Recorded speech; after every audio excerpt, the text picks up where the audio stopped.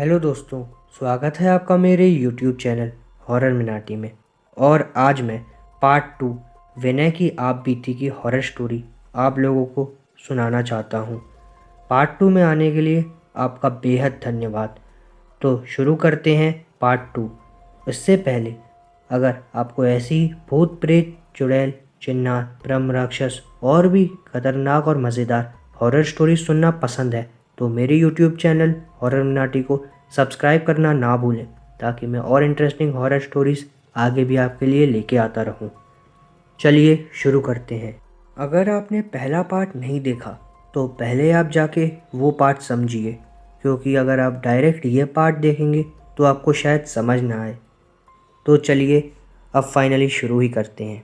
विनय इस बारे में ज़्यादा नहीं सोचा और कहा कि मुझे तो बस दिल्ली तक ही जाना है और अब ट्रेन को चले भी बहुत समय हो गया है। और विनय खिड़की के अगल बगल ही बैठा हुआ था और खिड़की भी खुली हुई थी, पर उसे ऐसा लग रहा था जैसे ये जगह मानो जानी पहचानी सी लग रही हो। विनय ने थोड़ा ध्यान से देखा तो पता चला कि ट्रेन तो बस उसके गांव के अंदर ही घूम रही थी। जैसे ही विनय को यह समझ में आया तो उसके होश उड़ना लाजमी थे, क्योंकि उस गांव में ना कोई रेल की पटरियां तो दूर की बात, उस गांव में आज तक अंदर कोई बस भी नहीं गई थी और अब ट्रेन पूरे गांव के अंदर बस घूम ही रही थी। विनय ने सोचा, क्या पता इस बार भी यह मेरा कोई सपना ही हो। इसलिए विनय ने ज़ोर ज़ोर से अपने आप को नोचने लगा और थप्पड़ मारने लगा। लेकिन यह विनय का कोई सपना नहीं था। अब विनय को समझते देर नहीं लगी कि उसने इतनी बड़ी गलती कर दी है, यहाँ से बिना बताए भागने की। विनय तुरंत अपनी सीट से उठकर ट्रेन के गेट के पास चला गया और वो देखने लगा कि ट्रेन तो बहुत तेज़ी से चल रही थी, पर अब वो कुछ कर भी तो नहीं सकता था ना। तो विनय चीखने चिल्लाने लगा, छोड़ दो मुझे, मुझे मत मारो, मैंने क्या करा है तुम्हारा ऐसा। लेकिन उस बोगी में तो और था भी नहीं कोई, बस एक लड़का और एक लड़की वहाँ पर अपनी सीट पर बैठे हुए थे। विनय को चिल्लाता देख वो दोनों विनय के पास आए और उन दोनों ने विनय से कहा, क्या हुआ, तुम अपने आप को बहुत समझदार समझते हो ना। इस गांव से तो कोई जिंदा जा नहीं सकता वापस, मरने के बाद का तो पता नहीं। विनय अब उनकी बातें सुनकर और भी डर चुका था और वो रोते चिल्लाते गिड़गिड़ाते हुए उनके पैरों में गिर गया। माफ़ कर दो मुझे, मैंने क्या किया है। इतना बोलकर विनय ने जैसे ही उन दोनों का चेहरा देखा तो मानो विनय की तो धड़कन अब रुक ही गई हो। ऐसा लग रहा था विनय के शरीर का चलता खून जाम हो गया हो, क्योंकि विनय ने देखा यह तो वही दोनों हैं जो उस दिन सुरेश के घर पर मिले थे और उन्होंने उस बूढ़े चाचा को भी मार दिया था। विनय की हालत अब बहुत ज़्यादा ख़राब हो गई थी। उसके बाद उन दोनों ने अपनी डरावनी और ख़तरनाक आवाज़ में विनय से कहा, क्यों तुम समोसे नहीं लेके आओगे? तुमको फिर मारना होगा ना। याद है ना तुम्हारे चाचा के गांव जो प्रधान थे, उनकी हालत कैसी हुई थी? उन्होंने भी मना कर दिया था। चलो आज नंबर तुम्हारा है। इतना बोलकर उन दोनों ने विनय के सर के बाल को पकड़ लिया और उठा लिया। लेकिन विनय चीख चिल्ला रहा था और माफ़ी मांग रहा था और बार बार कह रहा था, मुझे माफ़ कर दो, अब रोज़ यही समय पर तुम्हारे लिए समोसे मैं लेकर आऊँगा।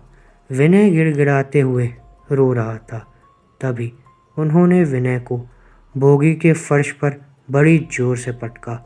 फिर उस जले हुए कंकाल जैसे लड़के ने विनय से कहा, अगर तुझे ज़िंदा रहना है तो फिर तू उसी घर में रोज़ आकर सही समय पर समोसे लेकर आना।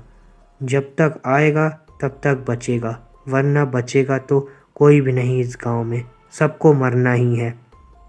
विनय डरा हुआ ही था, लेकिन डरते डरते उसकी थोड़ी हिम्मत और आई और उसने बोला, तुम लोग क्यों मारना चाहते हो सबको? क्या बिगाड़ा है इन सब लोगों ने तुम्हारा? विनय की बात का उसको जवाब तुरंत मिला। उन दोनों ने कहा, तुम सब लोग दरिंदे हो और तुम सब लोगों को तुम्हारे किए की सज़ा ज़रूर मिलेगी।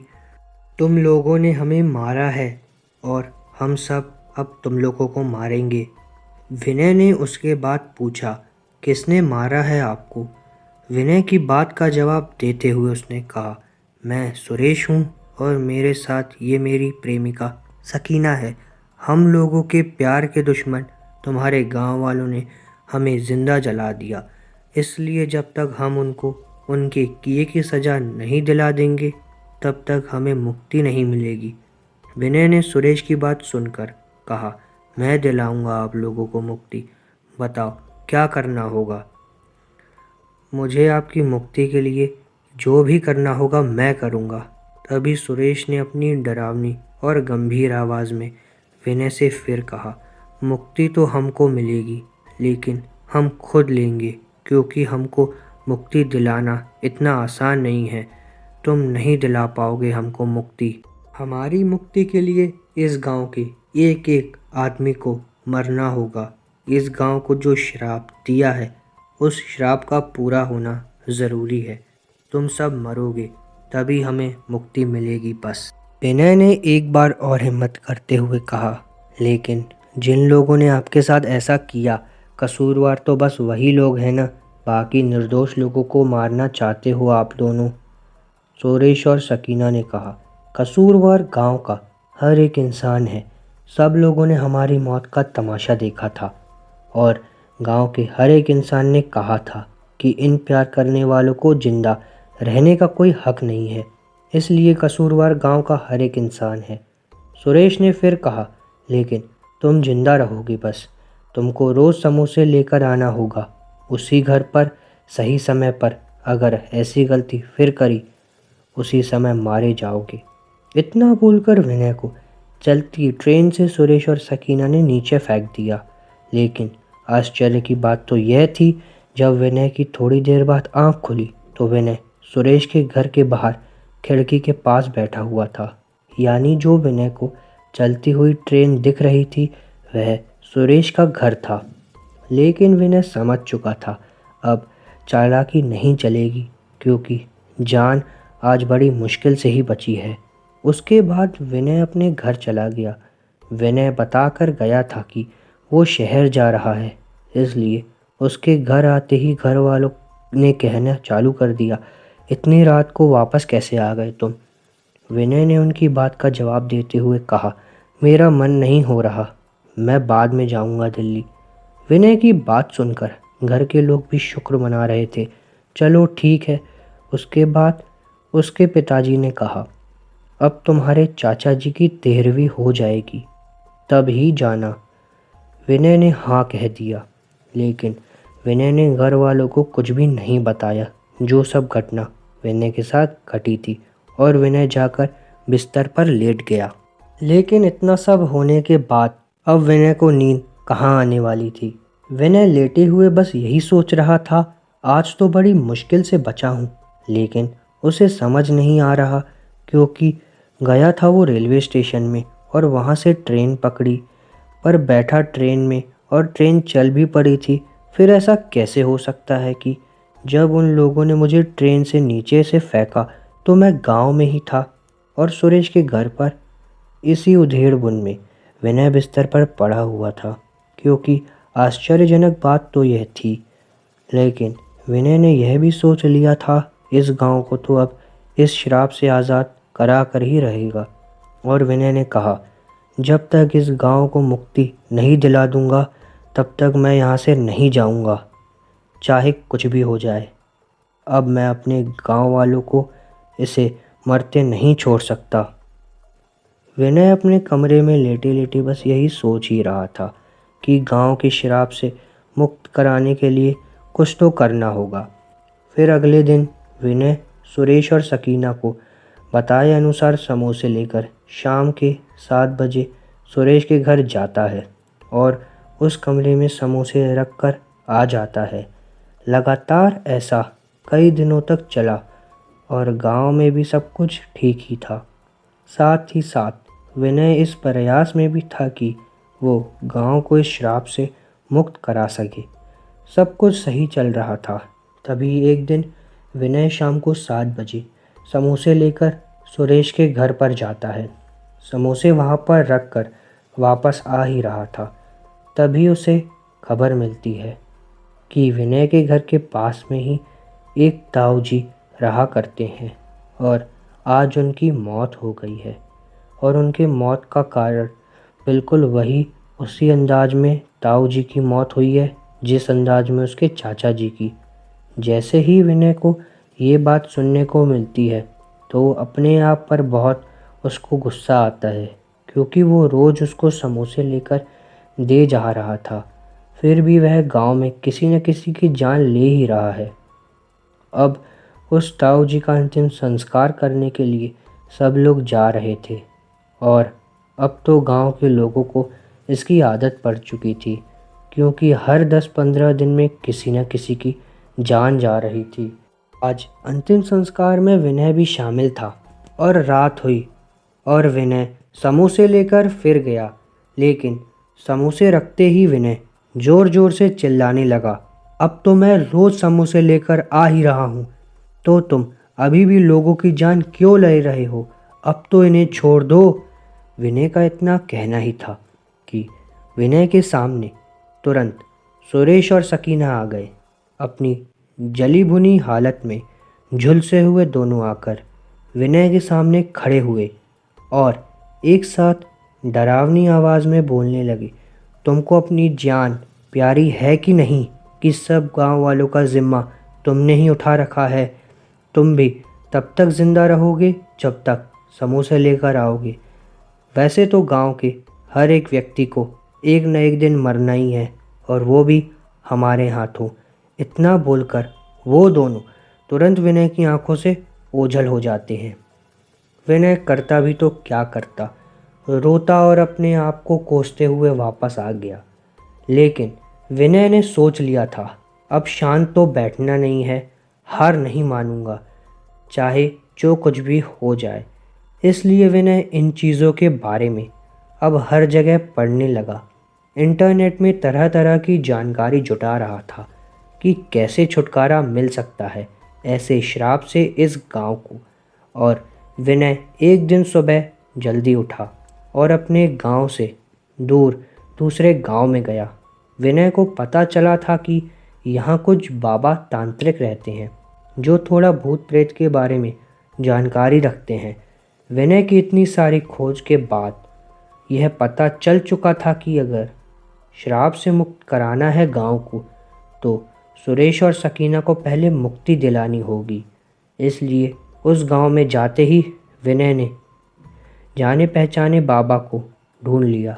इन बाबा का नाम लोगों ने बहुत सुना था।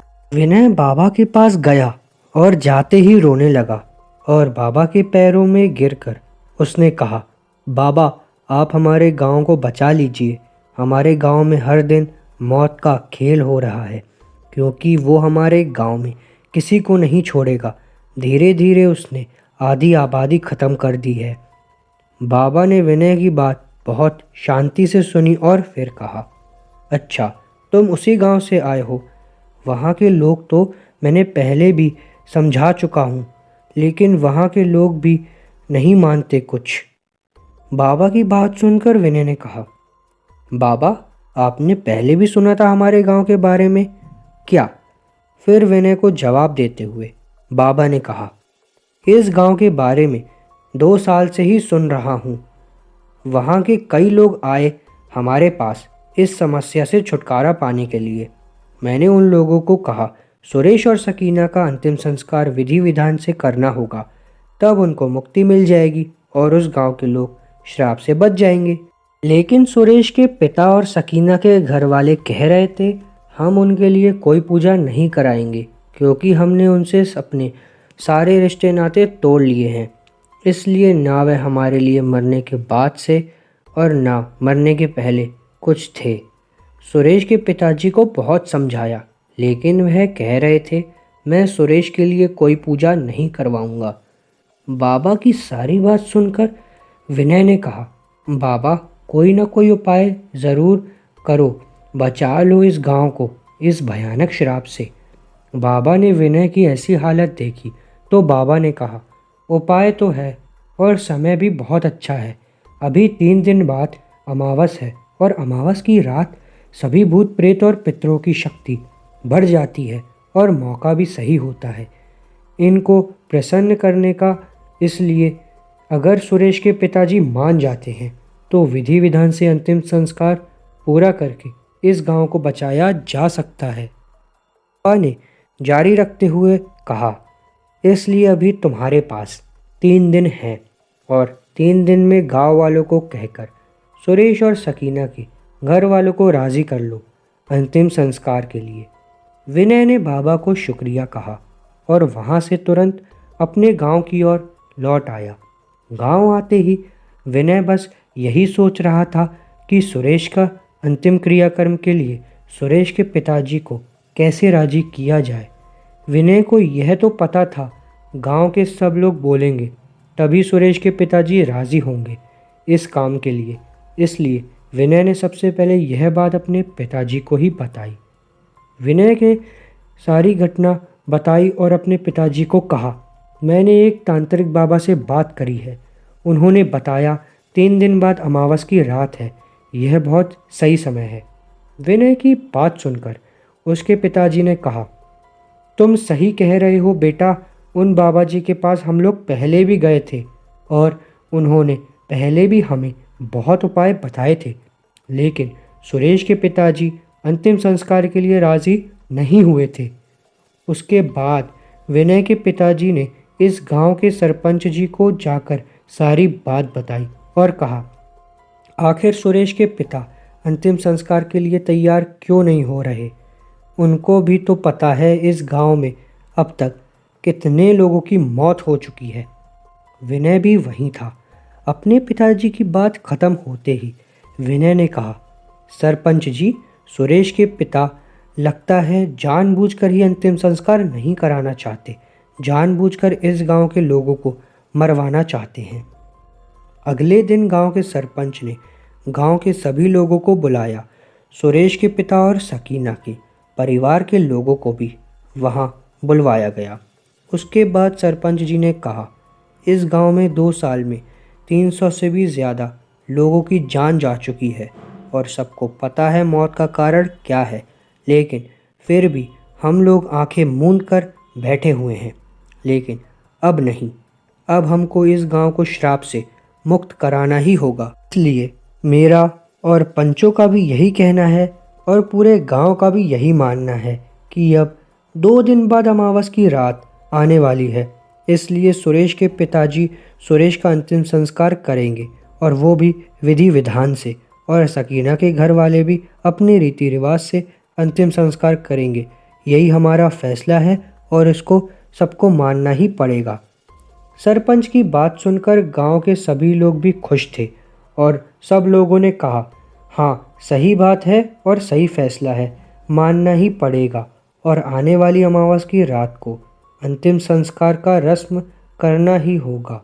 सरपंच ने सुरेश के पिता से उनकी राय मांगनी चाहिए तो फिर सुरेश के पिता ने साफ मना कर दिया। उन्होंने कहा, सुरेश जिंदा रहते हुए भी हमारे लिए कुछ नहीं था और ना ही मरने के बाद कुछ है, इसलिए हम नहीं करेंगे। सुरेश के पिता का इतना ही कहना था।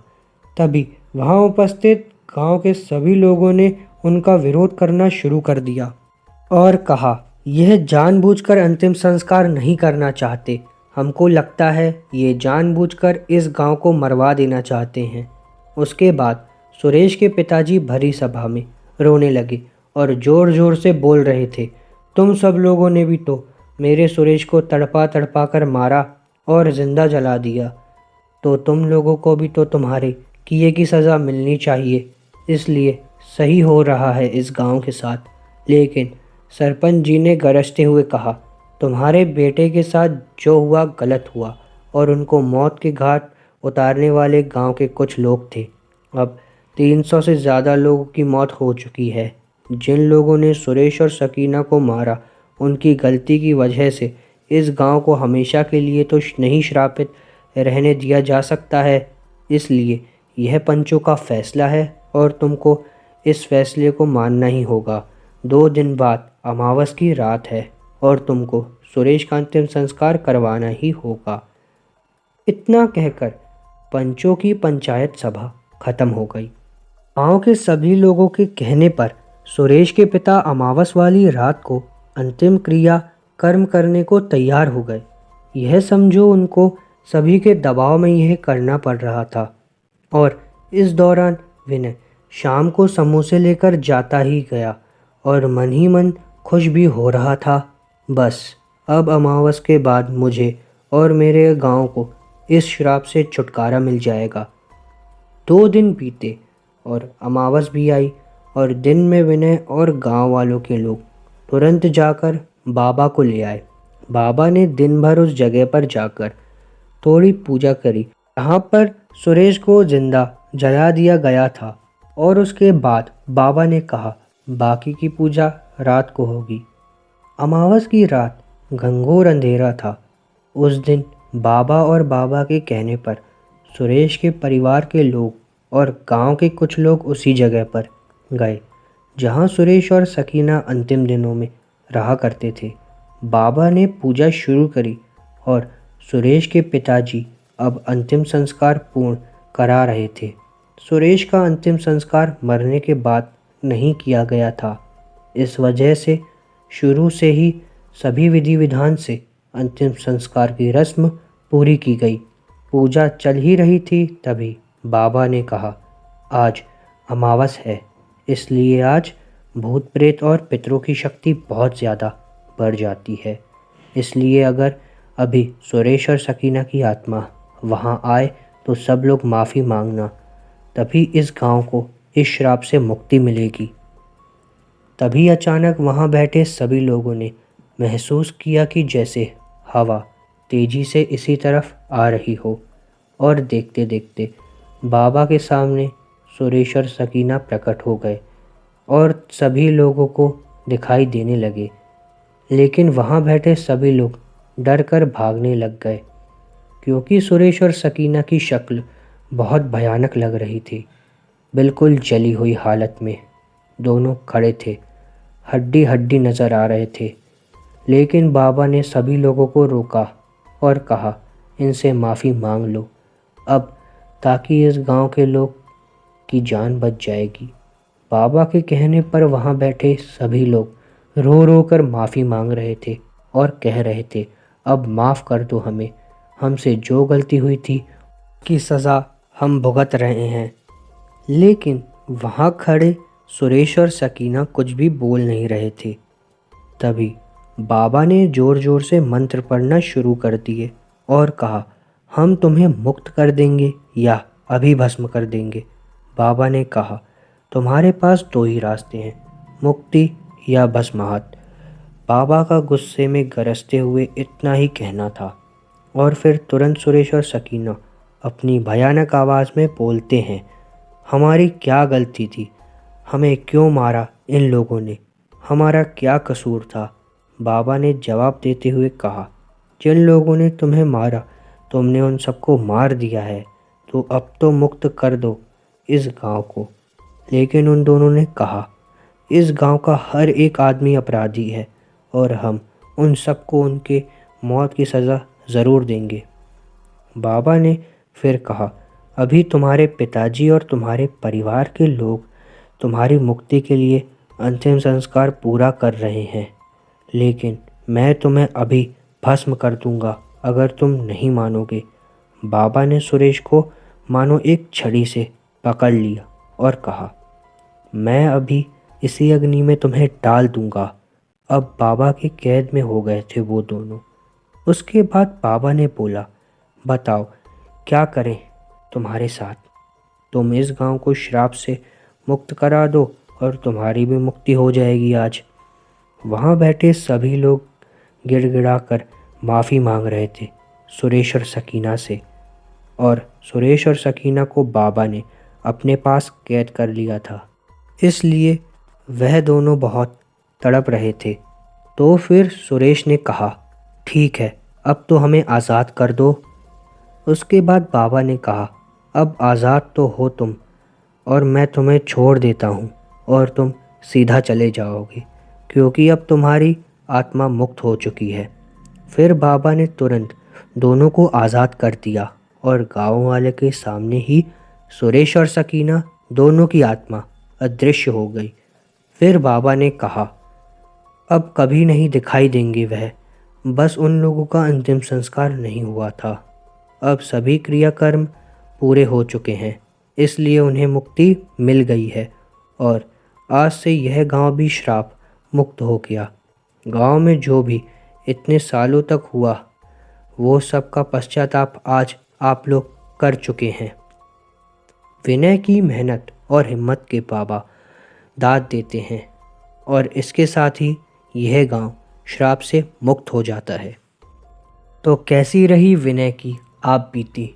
मेरे दोस्तों, मैं आपसे विनती करता हूँ, ये मेरा नया चैनल है, इसको खूब शेयर कीजिए, सब्सक्राइब कीजिए, ताकि मैं और प्रेरित हूँ ऐसी ही हॉरर स्टोरीज़ बनाने के लिए। आपसे विदा चाहता हूँ। धन्यवाद।